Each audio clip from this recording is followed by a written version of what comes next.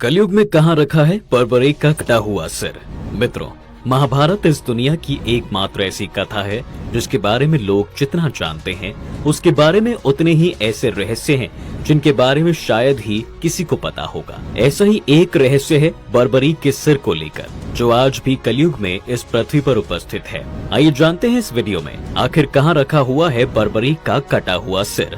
दोस्तों, पौराणिक कथाओं के अनुसार बर्बरीक इस दुनिया के सर्वश्रेष्ठ धनुर्धरों में से एक थे।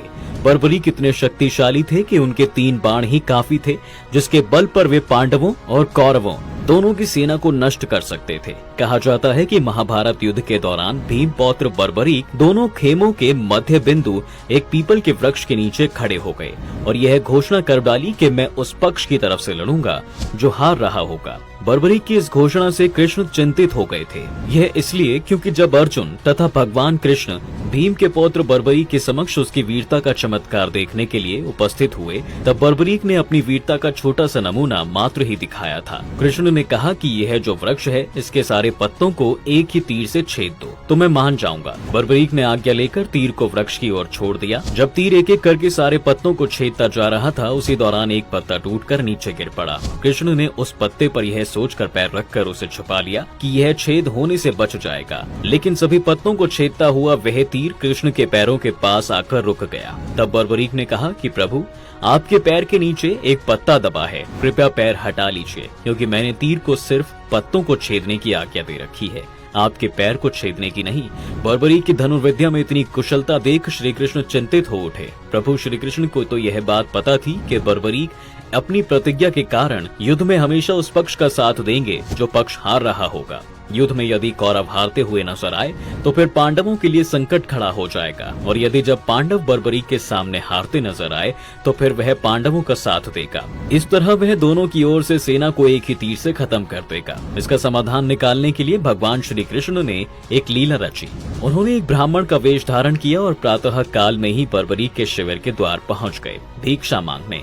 जब बर्बरीक को सुबह सुबह ब्राह्मण के दर्शन हुए तो उसने ब्राह्मण को प्रणाम किया और बोला, हे ब्रह्मदेव, मांगिए, आपको क्या चाहिए, यह सेवक आपको प्रदान करेगा। ब्राह्मण रूपी कृष्ण ने कहा कि तुम दे ना सकोगे, परंतु बर्बरीक ने कहा, आप मांगकर तो देखिए ब्राह्मण देवता, यदि आप मेरे प्राण भी मांगेंगे तो मैं आपको वो भी अवश्य प्रदान करूंगा। बर्बरीक के इतना कहने की देर थी कि भगवान कृष्ण ने उसका शीश मांग लिया। जैसे ही बर्बरीक अपना शीश देने के लिए राजी हुए, वैसे ही भगवान कृष्ण अपने असली रूप में आ गए। बर्बरीक ने अपने पितामह पांडवों की विजय हेतु अपना शीश भगवान श्री कृष्ण को दान में दे दिया। बर्बरीक की इस दानशीलता को देखकर भगवान बहुत प्रसन्न हुए और उन्होंने बर्बरीक को वरदान दिया, हे दानवीर, जिस शीश को तुमने आज मुझे दान में दे दिया है, कलयुग में इस शीश को लोगों के द्वारा पूजा जाएगा। और दोस्तों, हुआ भी ऐसा ही। आज कलयुग के इस दौर में बर्बरीक के उस शीश को बाबा खाटू श्याम के रूप में पूजा जाता है। जी हाँ, और वह स्थान भी राजस्थान में खाटू के नाम से जाना जाता है। हालांकि वर्तमान में इसके अलावा भी खाटू श्याम के अलग अलग मंदिरों का निर्माण हो चुका है और लगभग संपूर्ण भारत उनकी पूजा करता है। खाटू श्याम मंदिर में आपको समृद्धि वास्तुकला देखने को मिलती है।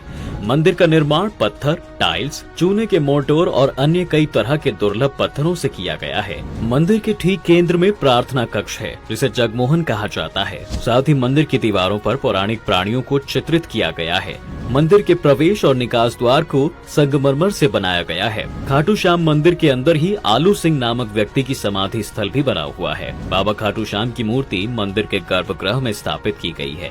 मंदिर की सभी दीवारों को सोने की चादरों के माध्यम से डेकोरेट किया गया है। मंदिर परिसर में ही आपको एक सुंदर बगीचा देखने को मिलता है, जिसको श्याम बगीचा के नाम से भी जाना जाता है। मंदिर में पूजा करने के लिए व मूर्तियों को चढ़ाने के लिए फूल इसी बगीचे से प्राप्त किया जाता है। मंदिर के परिसर में ही श्याम कुंड स्थित है, जहां पर भगवान का यह शीश प्राप्त हुआ था।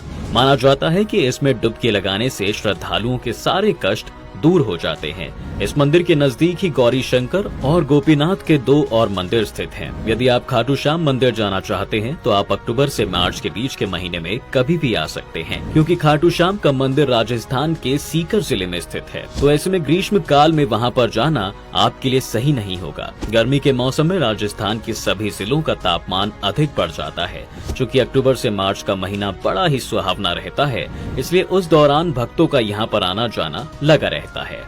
दोस्तों, आज की इस वीडियो में बस इतना ही। अगर आपको यह वीडियो पसंद आया हो तो कमेंट में जय बाबा खाटू श्याम लिखना बिल्कुल ना भूलें।